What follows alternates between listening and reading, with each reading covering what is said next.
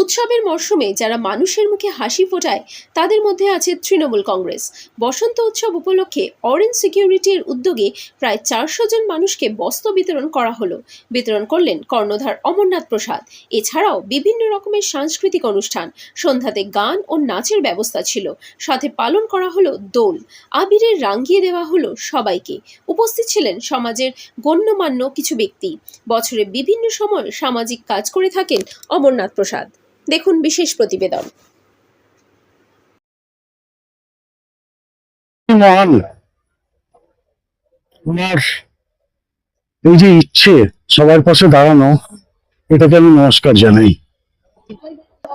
কতটা ভালো লাগে একজন মহৎ ব্যক্তির পাশে এই ধরনের তিনি প্রথমবার এই কাজ করছেন না, তিনি যখনই সুযোগ পান কালী পুজোর সময় করেছেন, এই দোল উৎসব বা রমজান মাসে এটা করছেন।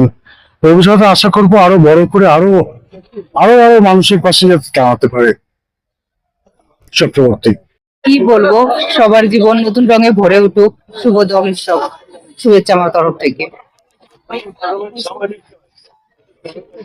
ভীষণ আনন্দ লাগছে যে সবার পাশে দাঁড়াতে পারছি, আমরা সবাইকে পাশে পেয়েছি, ভীষণ আনন্দ লাগছে। সবাই এসেছে হিসেবে আমার যতটা আমি করতে পারি আমি পুরোটাই ওনাকে সাপোর্ট করছি, কারণ ওনার সবসময় ওনার সাথে আছি, আমি পাশে আছি। আর পুষ্পস্তবক দিয়ে ফুল আমরা বরণ করছি রেসপেক্টেড শান্তনু।